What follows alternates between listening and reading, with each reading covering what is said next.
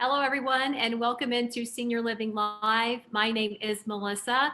We have got another fantastic, informative webinar for you today. Uh, and as you all settle in for the next hour or so, I want to send a special thank you to all of our servicemen and women out there and their spouses as well. We thank you very much for your sacrifice and your bravery on this Veterans Day today. So, if you're a veteran, you know navigating your VA benefits earned through your military career can be a little difficult sometimes. And we hope that we can help you out a little bit on that end today, tapping into the extensive knowledge of our special guest, Emily Schwartz. She is the president of Veterans Financial Inc. She has an excellent presentation for you today, and she will, of course, be available at the end of this webinar to answer all of your questions. All you have to do is scroll down to the bottom of your screen where it says Q&A, type out your questions there. I will read them to Emily at the end of her webinar, and we will try to get to every single one of your questions here today. Emily, thank you so much for joining us, and I will now pass the mic to you. Thank you. Thank you so much. So, my name is Emily Schwartz. As Melissa said, I am president of Veterans Financial and co founder of aidandattendance.com. My goal today is to teach you about a little known yet very valuable VA benefit called the Aid and Attendance Pension Benefit. This benefit can significantly help you pay for senior care, which of course is why we're on the call today. And I'm going to go through the benefit amounts, the four criteria of the benefit, some examples of how it works, and some frequently asked questions. And then, as Melissa said, I am more than happy to stay on and answer any additional questions you're going to throw at me. So, as we get started, I want to ask you to set aside any financial misperceptions you might have about this benefit. Oftentimes, veterans and their spouses and their children believe that they're ineligible for the VA's aid and attendance benefit because of high income, high assets, or both. And that's incorrect. The cost of assisted living is a deductible medical expense, not just for IRS purposes, but also VA purposes. And by doing such, it can reduce or eliminate your countable income. Families also assume if their net worth is above the VA's asset limit, and I will share with you as we go through what that is, that they're never going to be eligible for this benefit. And in fact, if you use estate planning strategies in accordance with the VA, those families too can become eligible for the benefit. So just set aside any misperceptions or concepts about this benefit that you may have been told in the past and keep an open mind as we go through for the next 30 minutes. So I know we're still in 2020, but the VA's fiscal year actually starts December 1. So I'm going to teach you and I'm going to use in my examples the 2021 maximum monthly benefit amounts, because if you applied this month, this is what you would see when you are awarded the benefit. A surviving spouse in 2021 is eligible for $1,244 a month. A single veteran is eligible for $1,936 a month. Then there are two married veteran amounts. I'm going to start with a higher dollar amount at the bottom of the box, not just because that's a really large number at $2,295, because this is the one that most often happens when it's a married veteran. This is when there is a married veteran and he needs care and he's married. Now, his wife can choose to move into the community or not. She can be healthy or not. But either way, the married veteran is eligible for $359 more than the single veteran. Then there's a married veteran rate where the veteran is healthy and the spouse needs care. In that situation, the veteran can choose to move into the community with his wife or stay at home, but either way, he can apply to the VA for $1,520 a month of support to help pay for his spouse's care needs. Now, you'll see at the bottom of the box that all of these dollars are paid tax-free and directly to the applicant. So that means essentially every year a applicant can receive between $15,000 and $27,500 from the VA. You get to keep every single dollar of that. And it's all paid directly to the veteran or the spouse into whatever checking account is put on the application. And then that veteran or spouse mixes it with other incomes and pays their monthly invoice. So, how do you get these big dollar amounts? Well, you have to meet four areas of eligibility. The first one is military service of the veteran, then health of the applicant, net income after medical expenses, and family net worth. This is what we're going to dive into today, and I'm going to give you greater detail about each of these four criteria. Before we go on, I just want to explain a little bit more about who we are. So, Veterans Financial is a private financial services company. We've been specializing in this one benefit from the VA for 17 years. You can give us a call and have a conversation with a member of my team about your four criteria, and we can assess if it looks like this benefit is going to be something that is going to be available to you. If you're ready to apply, we will email you an application packet. Now, the spouse application is 31 pages long and the veteran is 32 pages long. You will download it, print it, and fill it out by hand. If you are above the asset limit, which is the family net worth criteria, we can also discuss with you ways to become eligible for the benefit. AidInAttendance.com is a brand new technology company. We launched it this year, and what it does is it helps families understand if they're eligible for this benefit right online. So at the end of this webinar, you can visit AidInAttendance.com, do a 5-minute survey about these four criteria, and determine whether you are going to be eligible and for how much. If you're not eligible, you can also give your information to the website and we will connect you with experts on how to become eligible. And lastly, the really cool thing about aidandattendance.com is you can fill out that 30 plus page application using our application software in about 1 hour. Amazing. So now let's get into the criteria. So the first criteria of the benefit is military service of the veteran. This is a criteria that is not flexible. It's based on the veteran's service record from many years ago. The veteran must have served 90 days of active duty. They don't have to be consecutive, and sometimes that happens with reservists, the National Guard, and the Merchant Marines. But it's 90 total active duty days, and one of those 90 must be during a period of war.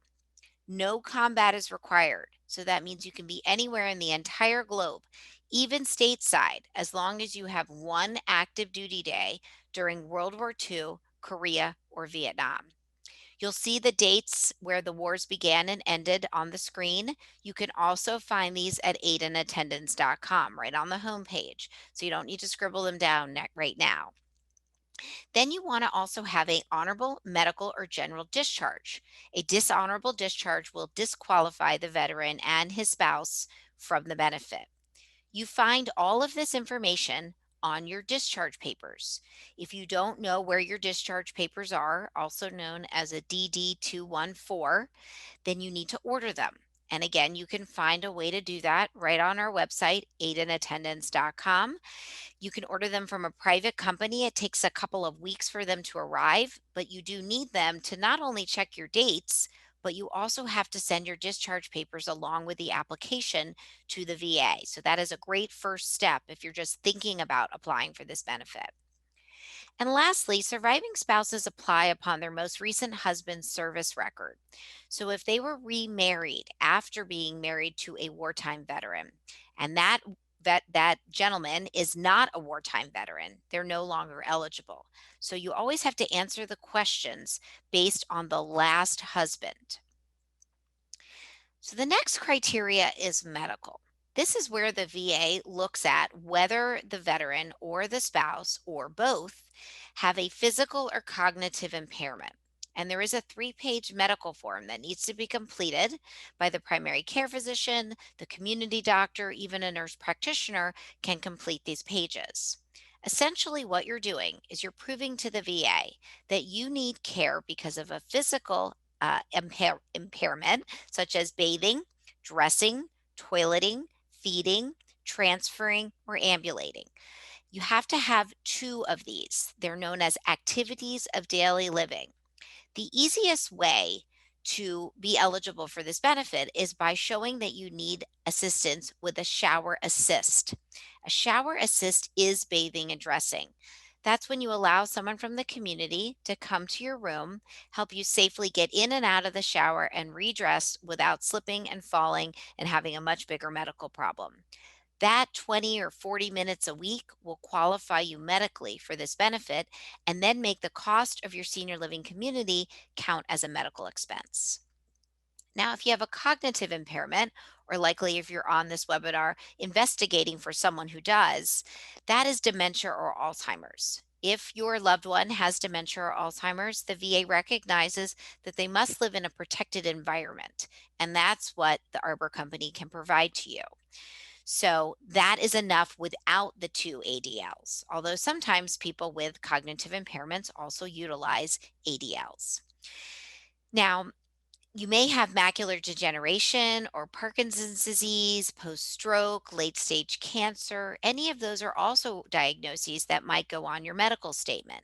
Essentially, what you're doing is proving your case to the VA that you meet the medical criteria, and then you can move on to the next one. So the third criteria is net income after medical expenses. And here's what the VA does. They look at the total household income, so that's both husband and wife, even if one part of the couple is still healthy. And then they look at total household care expenses.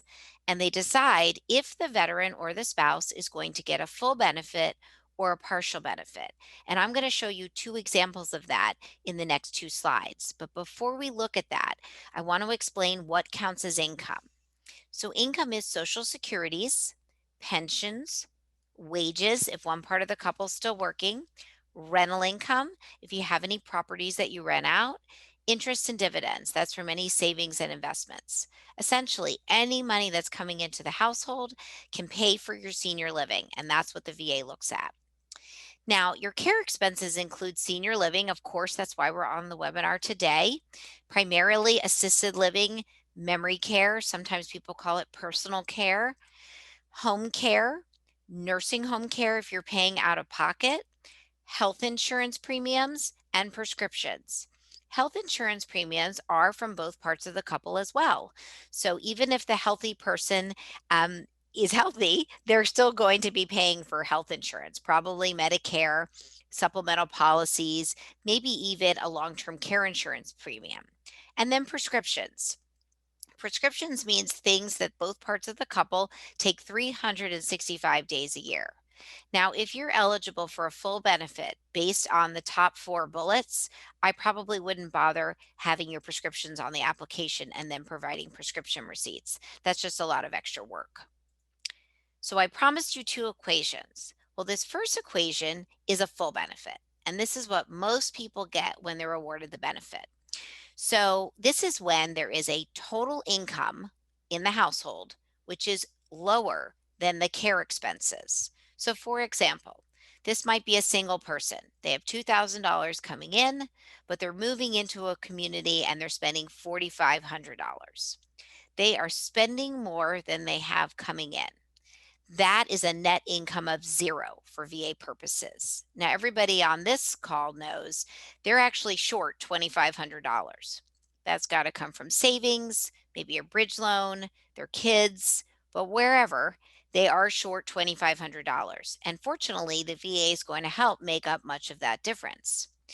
I think I said this earlier, but I'd like to make sure I say it again. The entire cost of your invoice at the Arbor Company is going to count as your care expense.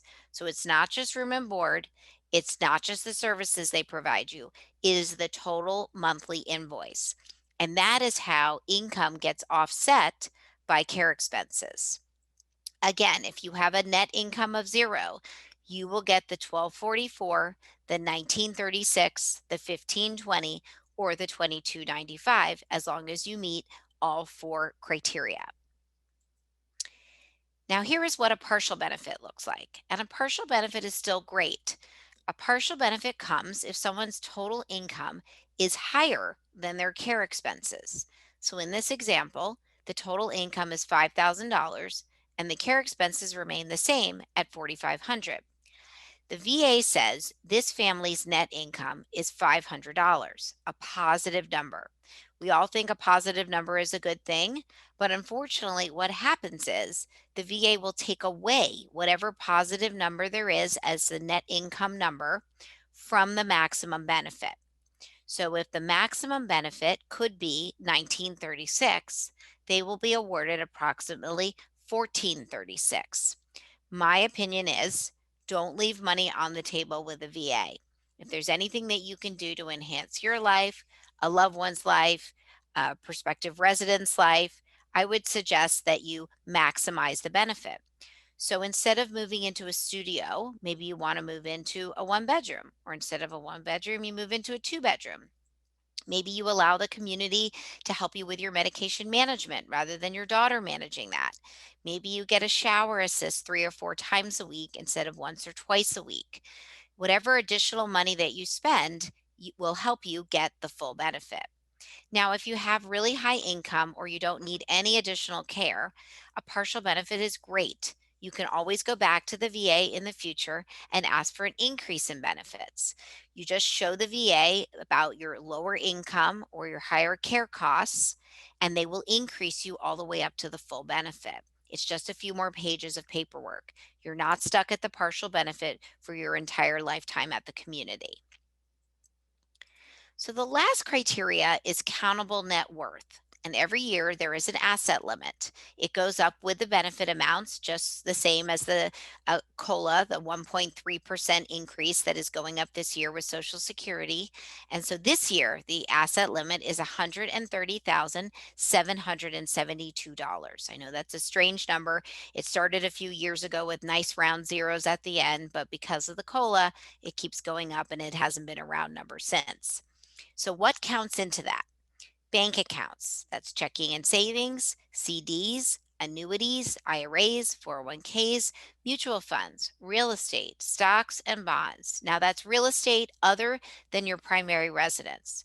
The VA assumes all of these things can be sold or liquidated in order to pay for your care, and they ask you to document them on an 11-page financial disclosure form. Now, if you are over $130,772, I would suggest you look into doing some VA planning, and certainly we can help you with that. If you apply with more than that, you're just going to be denied, and then you're going to have to spend down and go back to the VA once you've dipped below that year's asset limit. Now, what assets don't get counted? Your home, your primary residence doesn't count, and it can sit on up to 2 acres. So the home will be a problem if you sell it. And we're going to talk about that in 2 slides because when you sell it, we all know you get a big check and it goes into a bank account. If it's large enough, that may push you over the $130,772. And so we have a solution.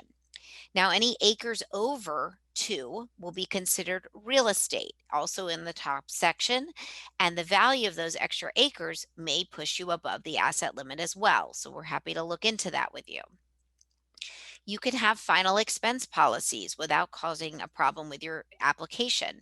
Final expense policy is also known as a burial policy or prepaying your funeral. So if you don't have one, we highly recommend that you get one.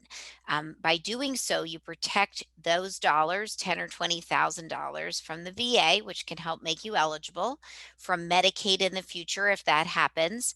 And lastly, it will keep your children from being surprised that they have to pay for your funeral in that time of need. So, the other 2 things they don't ask about are vehicles and personal property. Certainly, if you sell them and you get a lot of money, that'll go into a bank account, but that is not usually an issue for most of the families that we help. So if you are on this call and you're thinking, my mom or dad or I have over the asset limit, you're wondering, is there a look back period? The VA does have a 36-month look back, which means they ask you, have you made any gifts in the past 36 months? Have you given away any assets? So what they do is they ask, what is the size of the gift? What it's valued at? And when was the date of that gift made? And based on that, they will assess you a penalty period. That's a number of months without being awarded this benefit. They can go as high as 60 months. So the look back is only 36, but the penalty can be 60, which is 5 years. If an applicant mistakenly applies with more than 130,772 or improperly gifts without some good guidance on how to do that and when to apply, really you may be penalized for up to 5 years. So, with proper planning, families can become eligible immediately, while others may need to wait up to 36 months. And some families are anywhere in between the 0 and 36. Now, no family that works with us on their VA planning is going to wait longer than 36 months. And that's why we want you to look into this as soon as you start thinking about applying for the benefit. The earlier you start the look back and the penalty period before applying, the better. Now, what if you're going to sell your home? It's very likely you're going to sell your home as you move into senior living. Maybe it's immediately, maybe it's 6 months down the road after you sell it and you put it on the market. Maybe it's a year or two after you've exhausted some other assets, some other savings. But if you sell a home after applying, that can certainly cause you a loss of benefits because of an increase in assets. Most houses are worth more than $130,000, and that could potentially push you out of eligibility. So, families who foresee selling their home should consult with a VA accredited attorney, and we can connect you with one that we trust who can advise you about strategies to protect the home and the future home proceeds. It's not very difficult, but it's a lot easier if you do it as you're applying for benefits. So, as I promised, I'm going to do two examples. The first one is called Diminishing Funds. So, this is a story of Mary. Mary is a widow of a Korean War veteran, so she's got the wartime service. She needs help with activities of daily living, so she has the medical criteria, and she's been living in assisted living for 2 years, so she's got the care expense. Now, a side note about the 2 years. You can do the calculations, but she's lost almost $30,000 in benefits by not applying when she moved in. She now has $130,000, so she's dipped below the asset level. We could have definitely done some quick planning with her, but she spent down and she's below the asset limit. She has $1,800 of income, and unfortunately, she is going to run out of money and no longer be able to afford her community in 33 months. If you look on the left side, you see it's the $1,800 coming in, the $5,500 going out for senior living, and $150 for health insurance premiums. She is short $3,850 a month, and that's how she runs out of money in 33 months. Now we get her on the benefit as quickly as we get a hold of her, and she is now getting an additional $1,244 a month.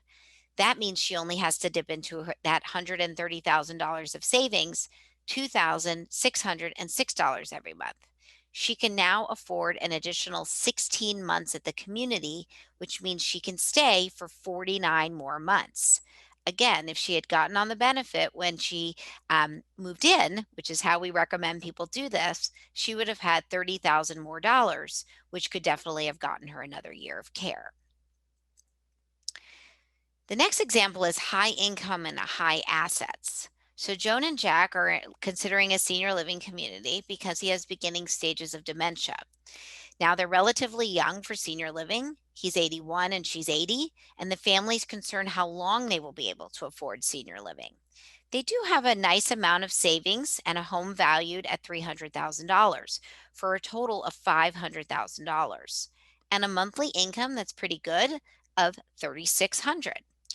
For both of them to reside at the community, it's going to cost $7,250. Remember, Jack has a dementia, so he's going to be in memory care, and Joan wants to live there with him as well. So there's going to be an additional cost to have her there.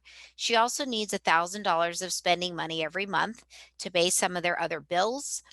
To go out to lunch with her friends, to buy their grandchildren birthday presents, maybe get a haircut, whatever it is, she needs a little additional spending money. The family, of course, is having second thoughts about moving in Joan and Jack. So here's how it looks without the benefit and then how it looks with the benefit. So without the benefit, they have $3,600 of income coming in and $8,250 going out. Their monthly shortfall is $4,650 every month. That's what they take out of that $500,000 of savings. They will deplete their savings in 9 years. I know 9 years sounds like a long time, but Joan is 80. So at 89, she will have no resources to pay for her care any longer. And remember, she's healthy, so she will likely get to 89. Now, with the benefit, Jack can get the married veteran amount that where the veteran needs care. It's almost $2,300. So now they have $3,600 coming in from Social Security, $2,295 from the VA, which is going to go up every year, and their senior living cost is $7,250. And then the spending money again for $1,000. Now their shortfall is only $2,355, significantly different. And they have enough money to last for 17 years. Joan will be 97 years old at that point, and likely the money will outlive Joan. And that's what we hope for this family. So, by implementing estate planning in accordance with VA regulations, Joan and Jack can become eligible for VA benefits in almost immediately and receive $27,540 annually. And remember, that goes up every year. With the benefit, their income is going to increase 63% and allow them to pay for most of Jack's care from income rather than from savings. This, of course, provides peace of mind for the family so they can move in and enjoy the next stage of their lives. So here are some frequently asked questions, things that you need to know. The average approval process takes about 3 to 6 months. Typically, we see the longer time periods when you're doing the application by pen and paper. It's very easy to miss a box, check the wrong box, apply for the wrong benefit, or have just terrible handwriting, and the VA is going to ask you for more information. They send you a more information letter by mail, and you have to respond. Every time you go back and forth with the VA, it's usually about 6 to 8 weeks additional processing time before you get an approval. And so we don't want that to happen to families. We want the applications just to go through quickly. So applications that are completed on aidandattendance.com using our software usually get approved in about 35 to 45 days. Yes, I said days, not months. And that's great because you need that money to start paying for your care. Now, no matter how long you're waiting, whether it be 2 months or 6 months, benefits are paid retroactive to the first of the month after the application is received. So here's an example. If you apply any business day of the month, so this month, the last business day is November 30th. If you get it there by November 30th, the VA will owe that veteran or spouse starting December 1. So if you've waited 2 months, you're going to get somewhere around 3,000 or 6,000. If you've waited 6 months, you're going to probably get over 10,000. It's a lot of money, but we want to get people the benefit quickly rather than a large retroactive payment. The VA doesn't recognize POA signatures on the application. The applicant must sign their own application. So that means the veteran while he's living and the surviving spouse after he's deceased. This is where it's okay to have bad handwriting. It's just a signature line. You can sign it however you want. Obviously, the veteran or the spouse can sign it however they want.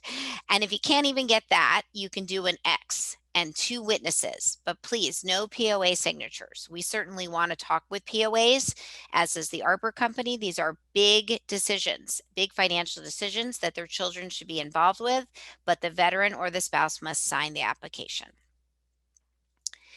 Now, if we have any people receiving disability compensation on the call today, it's important to know that you don't get disability compensation and the aid and attendance benefit. You get whichever is greater.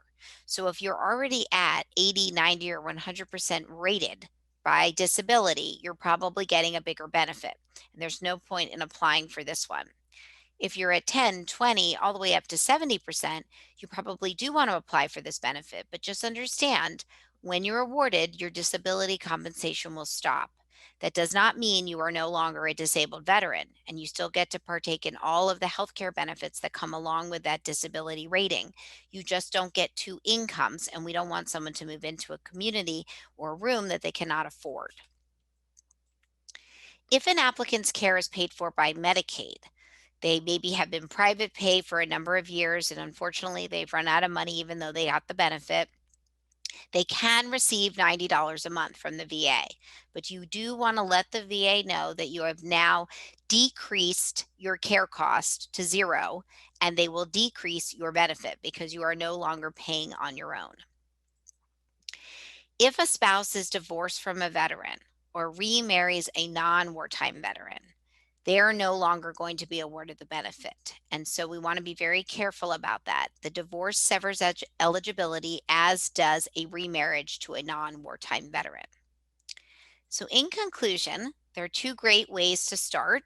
You can call Veterans Financial at 800-835-1541. We will go over your eligibility criteria verbally, and we will email you an application packet to print. This is the first page of the veteran application. It gets more confusing looking from here. This is the one that asks you your name, your social security, your birth date, and your address. The questions get a little bit harder, but we will send you this packet to do by hand if you prefer it that way. You can also visit aidandattendance.com and take a free eligibility survey. So rather than picking up the phone, you're obviously all very comfortable with the computer. You made your way onto this webinar. If you would like, you can assess your own eligibility by answering 14 questions. You see the little guide bar at the top. You'll know how much further you have to go. This is question number 5 and 6. It's about what type of care you need. And at the end of the 14 questions, it will give you a report. The report is going to tell you if you are eligible for this benefit now, if you are, how much, and if you're not, why you're not, and if there's any ways that you can become eligible. If those ways are something to do with a VA accredited attorney or some VA planning because of assets, you can provide your information and check a box allowing us to contact you, and we will contact you about solving that great problem that you have. If you find out you're immediately eligible, or if you've done all the other additional steps, you can go back to the application software. It does cost $99 to use the software. It's very similar to TurboTax. Of course, you do that every single year for $99, and this is only one time. There are tabs across the top that will help you through the 30-page application. You enter the information into bubbles and boxes and check marks, and when you're 100% complete and correct, the software will allow you to print the application. You do still need to print it because you need the veteran or the spouse to sign it in a number of places. You need your community, your care provider to sign it, and you need your doctor to sign it. And then you have to attach supporting documents such as those discharge papers and mail or fax it off to the VA. And with that, I will pause for questions and see what you have for me. A lot of information there today, Mhm. Emily, a lot of good information. And we do have quite a few questions. And it is clear from the questions, Emily, that they were paying attention Oh, good, good. Good to to the hear. presentation. So one of the questions, I'm going to start with a double question here. And I think that it's a pretty good one. So you had a slide. I'm looking for that question now. You had a slide about Jack and Joan who qualified for benefits with $500,000 in savings. They want to know how were they able to qualify with that much? So, as I mentioned, we would do some estate planning. We would look at some ways to reduce their countable net worth. It may not be immediately. So, remember, I said there is a 36-month look back. There may be a waiting period before they're eligible. They will probably have to do some legal work as well as some gifting, but the longest they would wait for the benefit is 36 months. So, to be clear, they're not immediately applying with $500,000. There is some work to be done if they do want to partake in this benefit. Alternatively, they could spend down to $130,000 or whatever the asset limit is that year and then apply. We don't recommend it because it doesn't necessarily put your family in the best financial situation for the long run. So Becky wants to know, she's a wife of a deceased veteran, is a wife of a deceased veteran eligible for financial aid for assisted living? Absolutely. So that surviving spouse benefit is actually the one that's used most often. Obviously, there's more ladies in senior living and more ladies living longer than our veterans. And so that $1,244 is the surviving spouse benefit. And I love to say it's a benefit that your husband left for you. It's a wonderful miracle that they have been able to provide that to you even after they've passed. They can provide for your care. And I just got chills myself. So I really think it's very important for surviving spouses to check into this benefit, even if you've never had any contact with the VA yourself. Donald has a question, wants to know what about income from IRAs? Is that not included in income?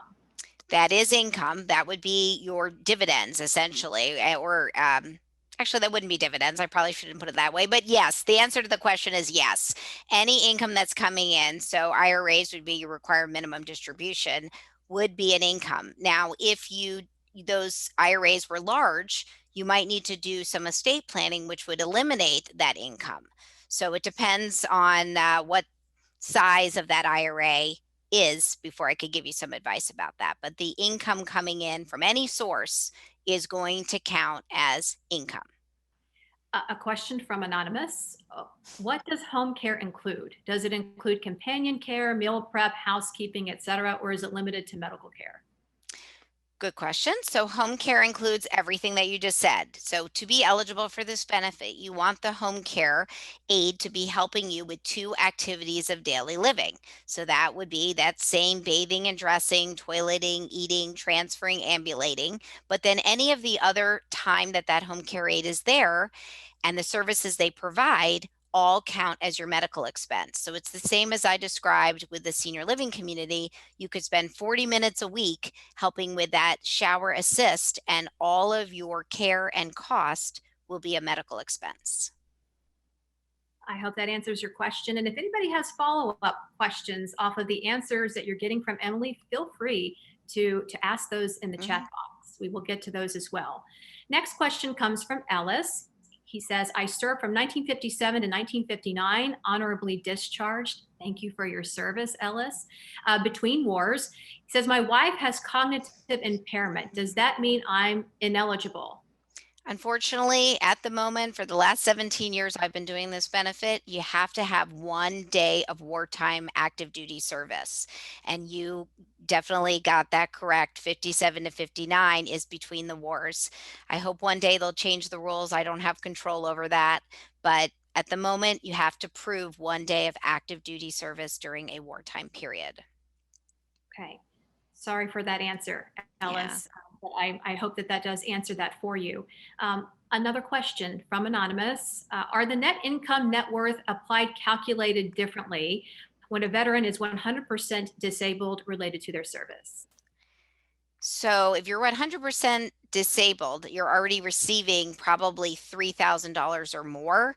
So this benefit wouldn't be a benefit that you'd want to apply for. It's not calculated any differently. It's just not recommended. If you apply for this benefit, the VA is never going to take you from your $3,000 a month down to 2,300 or 1936. They just wouldn't put you on a lower benefit. So unfortunately, also, if you're 100% disabled, this benefit is really not for you. And we hope that you tell your friends who might be at 70% or less disability about the benefit, because it can give them some extra dollars. Great answer. Thank you. Another question, this time again from Anonymous. Do independent living costs qualify for a benefit? Does that constitute a protective environment? I'm a healthy veteran, but my wife has early onset Alzheimer's disease. We are considering moving into independent living, but our income is approximately the same as the total cost. So independent living is really tricky. You're going to need to speak with your care provider about that, the community that you're thinking about moving into. And here's why it's tricky. One page of the application is titled Worksheet for Assisted Living, and the community needs to sign off on that form. And it asks about certain things that the community can provide to you, about their licensure, about what type of care they're providing your wife. And so oftentimes independent living does not qualify for this benefit because they cannot complete that page of the application, and the VA will view those dollars as rent. So it may make more sense for you to move into assisted living so you can partake in this benefit. But we'd be certainly happy to send you an application. You can have a conversation with that community about how they can complete that page for you. If they can't complete it, you're not going to get the benefit. It's part of the application. And I will say there are quite a few Arbor communities that have independent living, that have assisted living, that have memory. Exactly. And you could live in independent living and have the independent living activities, and your wife can get the help that she needs in assisted living or in memory care, and you guys can be together all day. So there are a lot of options out there. So great question. This next question comes from Margie. You mentioned you have to have your discharge papers. What if you don't? So if you don't have your discharge papers, I always say that's your first step in applying. You want to order them. So you can either order them for free from the National Archives, which is archives.gov. You fill out a form, print it, sign it, and you send it over to the archives. The problem with the archives right now is they've been partially closed since March because of COVID. They can only have a certain number of people working in there at a particular time. So it is taking quite a while to get them. There is a private company that we utilize, and you can find a link to them on aidandattendance.com. Their name is DD214 Direct. So you can look that website up, dd214direct.com. They charge around $75. You can tell them Veterans Financial referred you, and they're able to get it a little bit quicker. They can do an expedited request through the archives. Usually it takes about 3 to 4 weeks to get them, but you have to get them in order to apply for this benefit. I think that probably answered a question for a lot of people. So excellent answer there. Very thorough. Thank you, Emily. Next question from Anonymous. And again, I thank you for your service out there and for the question.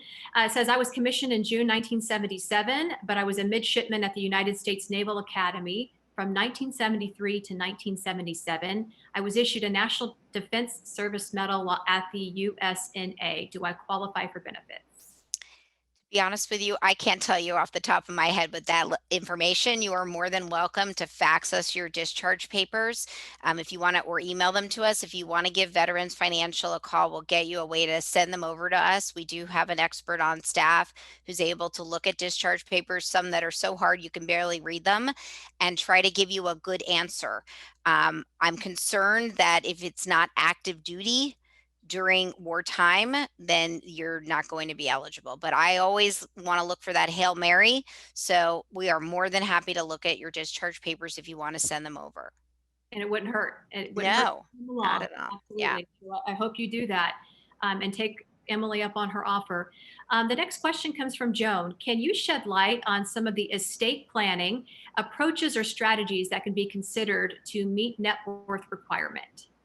So I'm not going to deep dive into any of that, most particularly because every family situation is different, different ages, different care costs, different states, different life expectancy, different where the assets are, different buckets. But essentially, we are working with some legal strategies through a VA accredited attorney. We are doing some financial planning, which does involve insurance products like annuities and life insurance, final expense policies. And it's not a cookie cutter plan. We have to look at where you have your dollars, where you want them to go, and how much you need to pay for your care.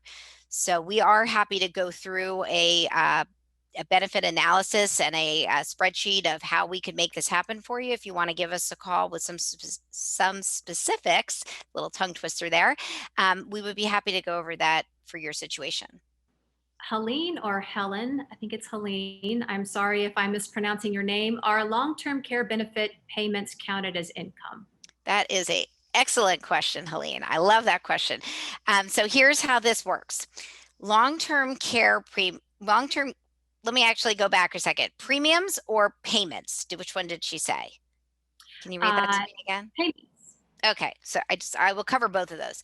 So premiums are a care expense, since I happen to have that come out of my mouth. So if sometimes a couple has 2 long-term care policies, one of them is triggered because they're moving into assisted living with ADLs, but the other person's still healthy. So the healthy person has to keep paying their premiums. Usually when you trigger your policy, you stop paying your premiums. So that's the answer on premiums, which wasn't actually asked. Here's about the payments. If you receive money from your long-term care policy, and I'll give you an easy example. Let's say your policy pays $100 a day. That's $3,000 a month. but your care cost is $5,500. I'm going to use that same example from Mary the widow. Then you are paying out of your own pocket $2,500. So the long-term care is paying for three, but your cost is 55. Anything that you're paying out of your own pocket, you can still use to apply to the VA. So depending on your income, that may qualify you still for a full benefit. If you have only $2,000 of income coming in from other sources, you're still paying $2,500. Now, if your policy pays your entire cost, you don't have anything to apply to the VA with. And that's great. You've spent all these years paying into your policy. Take advantage of it. If it does run out, which sometimes happens, sometimes people have a 3-year maximum, a 5-year maximum, or a dollar maximum. As it starts to run out, that's when you want to think about applying to the VA for this benefit, so you don't have any months that you don't get any additional funding. That's why we don't do it on the presentation, because there are so many different types of policies and ways to utilize them that it'd be difficult to show an example on the slides. But we would love to talk with Helene about her policy and see how we can make it work with the VA benefit. Dawn wants to know, how can this presentation be accessed at a later date? Dawn, for everybody who is watching today, all of you who RSVP'd will receive an email with this link, and perhaps even the presentation from Emily, if she's willing to share that as the presentation slides. We can send that to you as well, but you will receive that starting tomorrow. So that link will be sent to everybody, this webinar in full. Okay, moving on. Somebody wanted to know, this comes from Anonymous, is there a cost for using aid and attendance? That's one, Emily. And then the next question I wanted to lump together is, Thomas wants to know, is there a fee if I would call for help filling an application? So the cost to use aidandattendance.com is $99. That's use the application software. There's no other additional fees. It's a one-time fee. You can use your login and password for 3 years, which you might need because you might get a partial benefit and you may need to go back to the VA and ask for an increase. We do not complete the application for anybody, so there isn't a fee for that. We can certainly refer you to a VA accredited attorney. If you go to aidandattendance.com and you do the survey, you will be asked, would you like a consult with a VA attorney? You certainly could work with them and pay them to help you through the entire process, essentially do it for you like a CPA would. I like to compare our software to TurboTax. So I like to compare someone doing your application to a CPA. You could discuss with him the fees of what it would cost. But we don't charge people to fill out applications, and our way of getting them filled out is by using the software. There you go. We like that answer. Thank you, Emily. So Anonymous here wants to know, I am already getting monthly payment from Veterans Care Services. Is this a different benefit? So I think what she's talking about is a new program. There's a Veterans Care, there is a benefit that will help pay for your home care essentially. And it's brand new. I have to admit, I am not an expert on it, because in order to receive this benefit, you have to go to a VA clinic, through a medical center, and have a social worker help you apply for that. So usually that money is going to you to help you pay for your caregiver. You could, in theory, do this as well if you're paying more money out of your own pocket, because this benefit is all about how much you're paying out of your own pocket. Some people are getting home care paid for directly by the VA to an agency. And so that's why you're stumping me a little bit with this question. I think you're talking about the new benefit, but maybe you're talking about what I'm about to share. So if someone has been approved for 5 or 10 hours of free home care through the VA, and you do so with a contracted agency, and the VA pays that agency directly for those 5 or 10 hours, but you really need 20 more. Those 20 hours that you pay out of your own checkbook, out of your own account, can be used to apply for aid and attendance. So I'm not exactly clear which benefit you're referring to, but hopefully that answers one of the two possibilities. Excellent, thank you.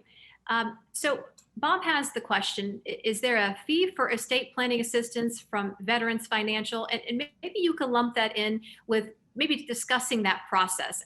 What is Sure. the information one needs to gather to make sure that you have everything you need? Sure. So there is no fee to do estate planning with Veterans Financial. If we do implement an estate plan that helps you get VA benefits, we earn a commission from whatever companies we're going to recommend for your situation. It's usually 2 or 3%. Let's say you have $100,000 and over the asset limit, and we recommend you move it to Nationwide, an A-rated insurance company. We would earn a commission from Nationwide. No money is ever coming from a family to Veterans Financial, just to be 100% clear there. What you would need and what we would need to develop a real plan is we need to know where all your assets are. And sometimes people don't share all of them, or maybe they don't know where all of them are. And the problem is the VA does. The VA communicates with the IRS. So all of your investments usually have some tax record. And so for us to help you, we need to know about every single bucket, even that $10,000 CD that you have, or the $30,000 left in an IRA somewhere.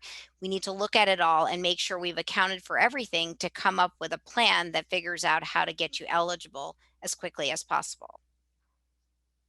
I've got two questions I'm going to combine here. Can you give a few examples? Oh, nope, let me go back. Okay. What does the 36-month look back involve? And is there a way to handle that if assets are slightly over now? And then with a 36-month look back, is there any way around needing to wait that long? So what does the 36-month look back mean? I think that was the first half of the question. So it means they ask you on the application, have you made any gifts? Have you given any assets away for less than fair market value in the last 36 months? It's pretty cut and dry. Did you give any money away? It could even have been a gift, and I hate this, but it could even have been a gift. You gave $10,000 to your granddaughter for her wedding. You gave money to help your grandchild go to college.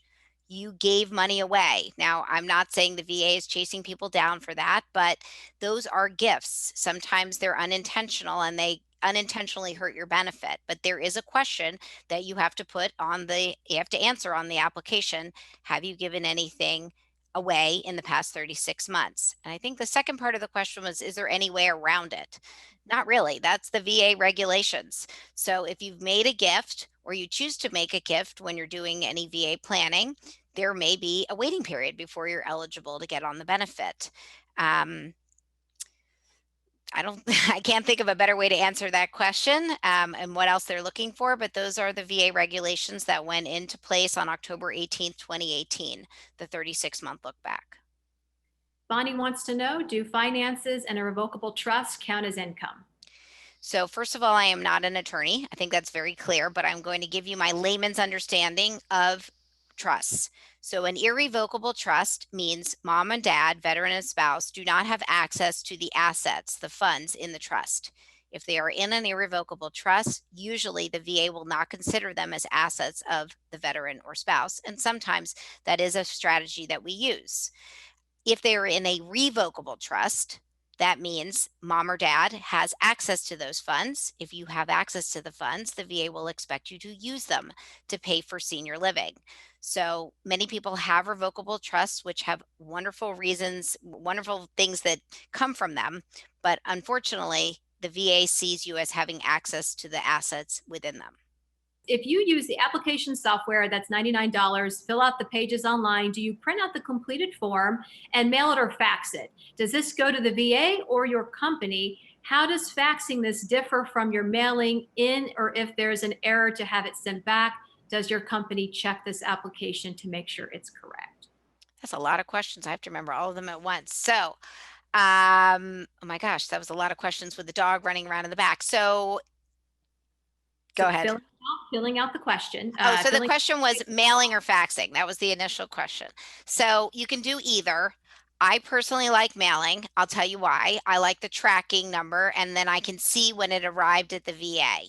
And the reason that's important is because, especially at the end, if you're close to the end of the month, you want to make sure that they count you in the current month, not next month, because you could potentially lose a month of benefits.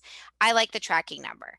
The VA accredited attorney that developed aidandattendance.com with me utilizes faxing a lot of the time, and he feels very comfortable with that.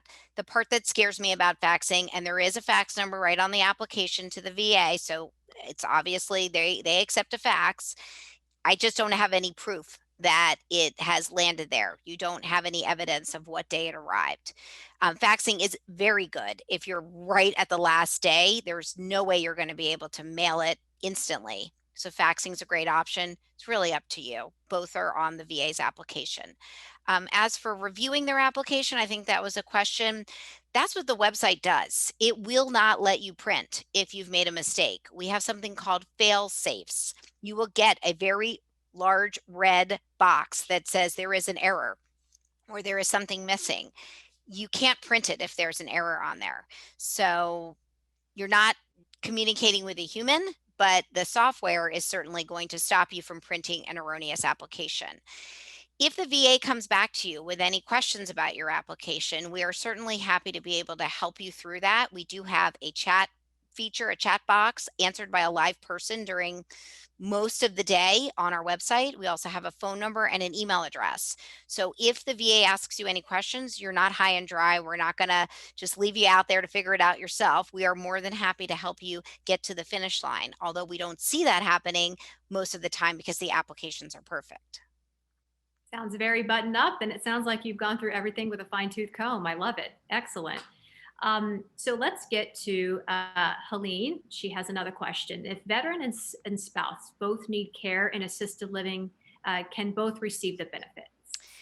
The only way there would be two benefits is if they are both veterans. So there aren't two benefits. It's always the veteran while he's alive and the spouse once he's deceased. So then someone's going to ask me what the two married veteran benefit is, because I had that earlier this week. So I know it now off the top of my head. It's $3,071. I wish I could tell you it was almost $6,000, that it was double the $2,295.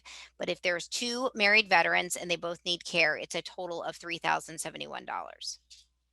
Excellent. And nice memory. Very good. Well, I didn't know it on a webinar earlier this week, so now I'm going to try to remember that. Excellent. Marion's question, and I believe the answer is yes. If my veteran husband died, would I be eligible for VA housing benefits? If you meet all four criteria, absolutely. Please look into this. Even if you're not eligible today, or if he's living today, it's very comforting to know that this is available. It's basically a long-term care policy provided by your husband's service. Excellent. I think that does answer the next question, which was by Anonymous. It was the same question. We will move to another question. Is it considered a gift if you change ownership of a 529 account you set up or own for a grandchild to the grandchild or their parent to be the owner? I would assume yes, although I have to say I have not had anybody ask me a question about a 529. I actually have them for my own children, but I have not had a lot of seniors. I wish my dad had a 529 for my kids. I would assume yes, because you're essentially giving them that asset, but we could look into that. I would definitely would like to talk to the attorney about that to get you a correct answer. Feel free to give us a call. Okay, a couple more questions here. Lori wants to know, or this is actually from Renee, excuse me, if we applied and received a denial that we do not understand, who can we consult with? That I would absolutely have you talk to the attorney about. That's one of the things he has an expertise in, is overturning denials. It is unfortunately probably something small. A lot of times they say your income is too high because you didn't document your care costs correctly. Maybe you only calculated 1 month instead of 12 months. There's some very easy things that you can get tripped up on, but if you would like, you can contact us through either company and get connected with the VA accredited attorney. What he's going to need to do is look at your denial letter, and hopefully you have your original application, because it's easiest to figure out what went wrong if we see what went in. Excellent. And coming through the final questions here, Lori asks, is a charitable contribution considered a gift? Yes. So if you're going to give a gift to your church, before you do that, you might want to think about how this affects you. It's a gift. I mean, you probably also wrote it off on your taxes. So it's a gift. Yeah. Excellent. And John wants you to repost your contact info, though that will be in the email, Joan, that you will receive tomorrow from the ARPA company along with this webinar. What is the best way that people can contact you?